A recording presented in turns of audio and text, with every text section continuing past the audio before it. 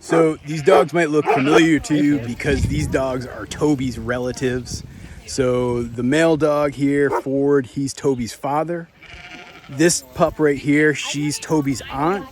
And then this dog right here, Tano, she's actually Toby's litter mate. So they're brother and sister from the same mister and mother. They were born together, spent their first few weeks together too. So I'm actually at my buddy David's farm right now visiting, and it was kind of cool to come out here and see a whole bunch of Toby's relatives. You guys recognize my t-shirt? Good morning. How's it going there, Mr. Toby Dog? How are you doing this morning, huh? How's my puppy dog, huh? How are you doing this morning, buddy boy? Huh? You doing good? How did your paws get so muddy, huh? What have you been up to? Come on. Welcome to Goldshaw Farm here on this rainy morning. I want to talk to you guys today about our plans to add a puppy to the farm. More things are changing and I feel like I owe you an update there. So I will tell you what's going on, and I also want to get your input on what I should do. So we'll get into that today. Breakfast time for Mr. Toby Dog.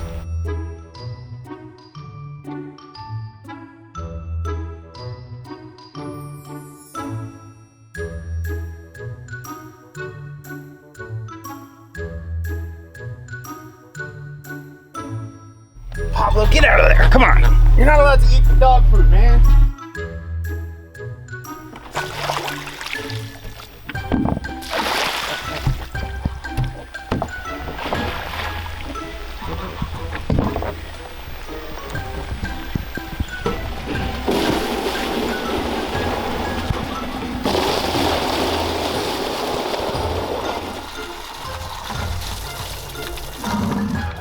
Release the Kraken!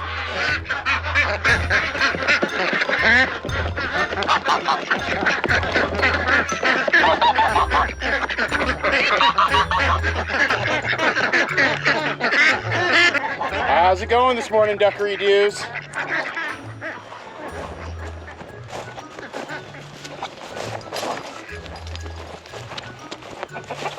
I know, chickens, it's your favorite type of day, a rainy day.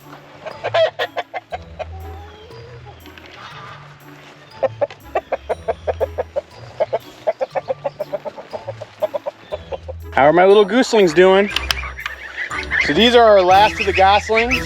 I've got them outside now because they've gotten so big. I'm still giving them a heating lamp because it's rainy and cold lately.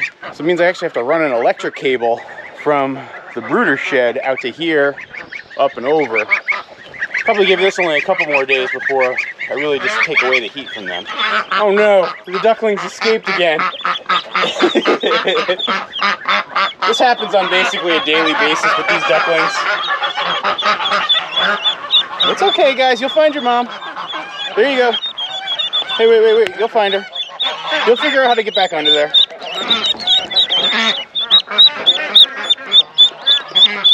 Yeah, our little pasture ducklings are doing good. They're growing up. I'll open the door for you. Mom, don't try to sneak out. Come on. Can you find Mom? There you go. You found her. Yay!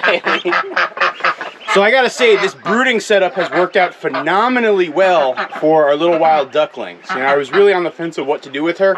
Over the last 5 days or so, which is about how old these ducklings are now, we've had rain on 4 of those 5 days. And so it's been really good to have her under this shelter. And they have a nice dry, warm spot, but then they can also go swimming. They also have drinking water. They also have plenty of food. They're not competing with the other birds for resources. And so far, this situation seems to be working out great. They're still a little small and they keep slipping through the cracks, but they always inevitably find their way back to Mom. Pretty soon they'll get too big to be able to do that even.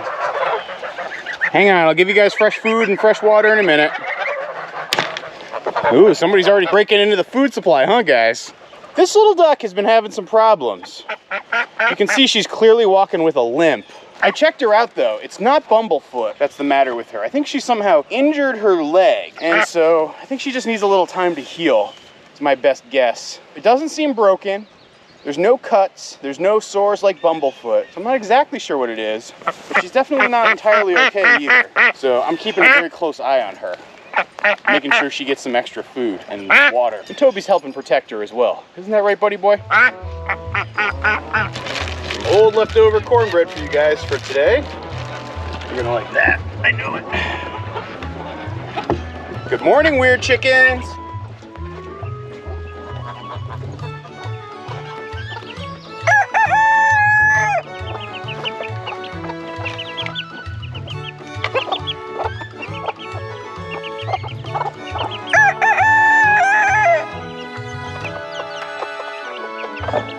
Yeah, you can see our little silky chicks are growing up really well.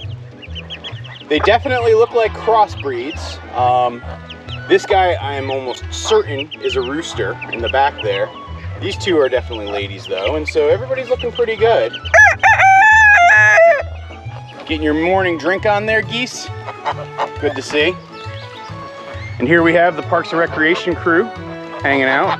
I don't know where Untitled Goose is, but everybody else is right there. And then as far as our little ducklings go, most of them are doing really, really well. They're getting bigger and bigger. I'm occasionally letting them go outside. Oop, are you stuck there, little one? Well, it's okay, Runner Duck. And you got stuck over there too. They definitely have a set of pipes on them. Yeah, you're looking really good. You're gonna be a beautiful duck specimen. Oops. There were some sunny parts of the day over the last couple of days, and so I actually let them outside. Today is probably gonna be an indoor day because it's so rainy. The only duckling I'm really concerned about is this little one in the front. I mean, you can see just how big a difference in size they are right now. Where these are all pretty uniform and growing up in what I'd expect for 2-week-old ducklings. This one looks more like a week-old duckling and looks kind of weird and wonky too. I'm very concerned, not exactly sure what to do differently. I've been making sure it's been getting extra food and nutrition, but something's definitely not right with it. Which is kind of crazy for me because, like, you know, I'm making sure they have the exact same food and there's plenty of it. I'm even adding extra water access. Typically I wouldn't give ducklings of this age this much extra water and put like waterers still on the ground. But I'd make them use this platform instead.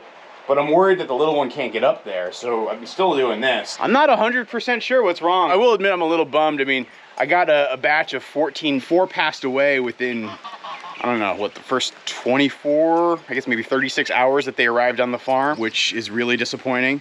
And then I've got this one that seems to not be thriving. The other ones seem great, so that's good, and I'm really still excited to be adding runner ducks to the flock, but I will admit I'm a little disappointed in sort of how they've been developing, so there is that.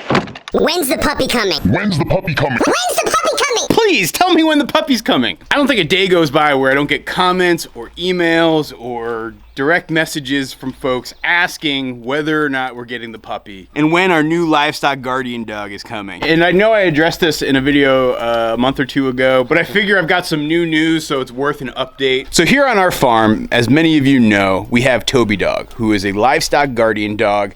He's a special breed of dog known as a Maremma. His job is to guard our animals. He lives outdoors with the ducks and geese and chickens 24/7. And while he doesn't fight the predators away, he does fright the predators away. In terms of his presence actually creates a bubble that protects our farm from things like bobcats and coyotes and raccoons and weasels. I would say that he is probably the most important addition to our farm when I think about us growing as a poultry farm. No question about it. Adding Toby to our farm was an absolute game changer, and it really has changed the way we raise birds here on the farm. Now, one of the criticisms I've always received has been that I only have one livestock guardian dog, and oftentimes when you look at farms, they usually have pairs working together as a team. I have a very good reason for this because I always wanted to spend time with Toby and train him up and get him used to being on our farm and learn the way of the farm, and I could just focus on training him and him alone so I could have an excellent model of behavior for any future dogs that I added to the farm. And so far that plan has worked out beautifully.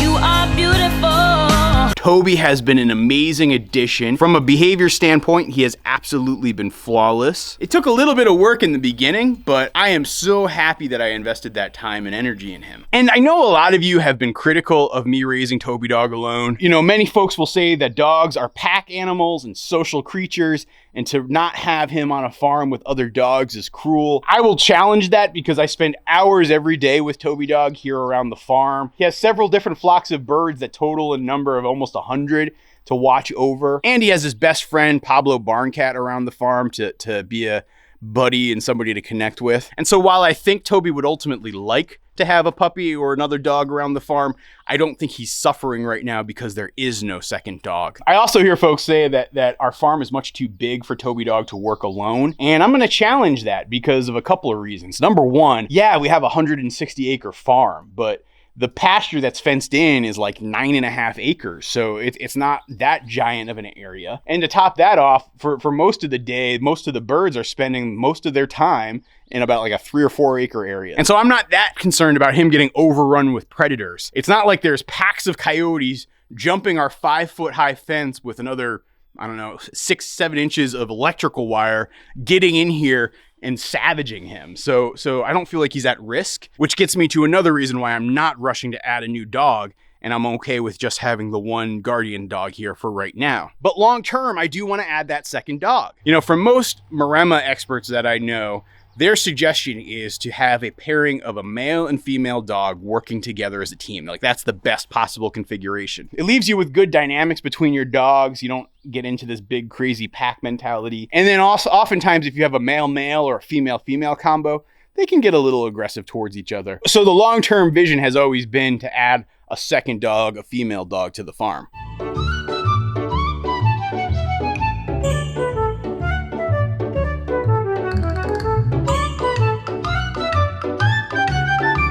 Little ducklings, you keep running away from your mom. Don't you know it's a rainy day today?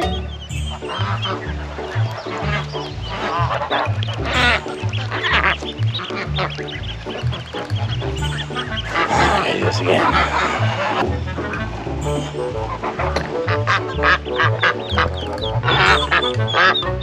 What are you doing up so high, little duckling?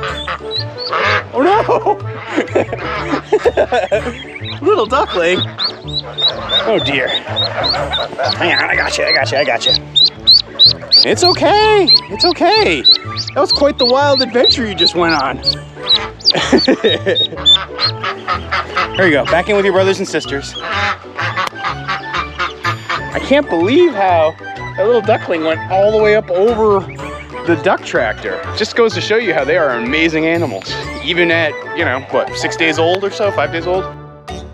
Now, as I've talked in previous videos, my plan has been to actually work with the same breeder that I got Toby from and add a puppy that would have been a niece of his to our farm. But the problem with that idea has been the breeders that I've worked with, who I absolutely love and who are amazing people, their dogs have had trouble conceiving lately. And so that means they have no puppies to sell me. And I've been patiently waiting, and just the other day I got some news from them that they're still not gonna have any puppies probably this time this year at all. And in fact, they're changing their plan on which dog they're going to try to breed. They're probably going to try to actually breed one of Toby's litter mates. And since she's still less than 2 years old, they want to give her just a little bit more time to mature. And while that's the best decision for them and their farm, I have actually come to the decision that I'm going to have to find a different breeder and work with a different breeder to find a dog for our farm. I'm kind of bummed out by this fact because I spent so much time vetting and researching these breeders. But at this point, it seems like the right thing to do. And there just might be a silver lining to what ends up happening here on our farm. You see, over the last year or so, I have received maybe about a dozen emails from folks who are actually interested in trying to breed Mr. Toby Dog here. Yes, Mr. Toby Dog, they're talking about you. They think you're a stud. You see, Toby Dog is still an intact male. My plan was always to neuter him right before the puppy came, but I actually wanted to wait as long as possible so I could give him the chance to have testosterone as he was developing through his teenage years, you know, just so that his body could grow out a little bit bigger and a bit stronger to support the overall frame that he's got. With livestock guardian dog males, it's not uncommon to wait 18 months or even 2 years before you try to. And since Toby Dog here is only about 23 22 months old? 22 months old, yeah. And there's absolutely no sign of the puppy coming. I have not tried to do the deed. You know, the other reason that people often try to neuter their livestock guardian dog males is because they have a tendency to wander around a farm. But remarkably so, even through his rambunctious teenage years, Toby Dog has not wandered at all. I feel like it's a testament to his obedience and his dedication to this farm. I mean, here, let me do a little example for you here, guys. Okay, you know, if a dog wanted to wander, he'd see that open gate and rush right out. When it comes to Toby Dog, he sees it and he's a little curious. But he's much more interested in just exploring the slight outer layer that he doesn't get to see than actually running around and being all rambunctious and stuff. Just marking your territory there, huh, buddy? Go for it. That is your territory. No question about it. Oh, you want to go back into your home? That's totally understandable, pal. Toby would much rather spend his days here, hanging out around the farm, watching over the birds. He's got a couple favorite spots on the farm, like he's dug himself this hole. You know, because during the hot days, the north side of our brooding shed is shaded. And so there's nothing that Toby likes better on a hot day than to just go in that little hole that he's dug and hang out. He's also excavated himself this very, very healthy hole down here underneath the duck house. On a rainy day like today, I'll probably find him napping underneath there. And then, yeah, he does have this dog house that I'm in the process of building a wall. I actually have a doggy door that's on order. And so eventually this will be for Toby and the other livestock guardian dog. And so I go through this long-winded explanation really to tell you guys that my plan is, I think I'm gonna start breeding Toby Dog. As I've done the genetic testing with him, it seems like his health screens leave him in a phenomenal place. There's a couple more tests I need to do, so it's not 100% guaranteed, but I'm very much thinking about having Toby become a stud dog because he's got so many desirable behaviors when it comes to a livestock guardian dog, particularly for a livestock guardian dog around a small poultry farm or homestead. And so I'll probably be offering him up for some stud services, and I'll probably end up getting a puppy that's a female that's unrelated to him, where I'll probably end up making some puppies of our own here on the farm and selling them and raising them up as livestock guardian dog for folks. I'm not 100% on that plan. I'm still a little bit conflicted.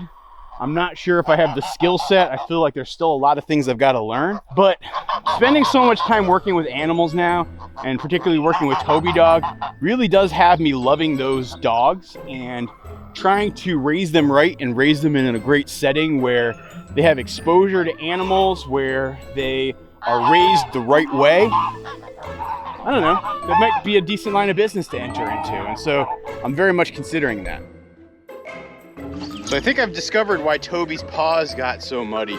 He's been doing an excavation project over here, which actually isn't a bad thing. This is like ancient compost from, I don't know, a decade ago when somebody else used to farm this land. And I think Toby has been digging in it. That's why his paws have been so muddy. But you'll actually notice just one quick walk in the pasture has completely cleaned off his paws. Like, I mean, if you look at the before and after comparison of what he looked like when I first got out here this morning versus now, incredible how quickly he cleaned up. You're like a magic dog there, buddy boy. So to come back to the question that you guys are all asking me, when is the puppy coming? The answer remains, I don't know. I'm out there doing some research on breeders now. You know, if there is a Maremma breeder in either the United States or Canada who might be interested in working with me and talking to me about puppies that they might have, feel free to reach out to me. Best way to get in touch is email me through my website, goldshawfarm.com. There's a link down below. I've got a couple of breeders I'm already talking to. But really, right now, I'm just trying to cast the net and see what potential opportunities are out there. I'm looking for breeders who have dogs that are completely unrelated to Toby Dog, so we have some very good genetic diversity. And yeah, I'm going to try to see what I can do here. I will be very curious to hear what you guys have to say about this plan. I imagine most people are going to be for it, but if you're against it, I want to understand why. It's going to help me think through my plan and if there's any trouble areas that I need to address. Well, yeah, the potentially exciting news here at Goldshaw Farm is that Mr. Toby Dog might become a proud papa one day. What do you think about that, buddy boy, huh?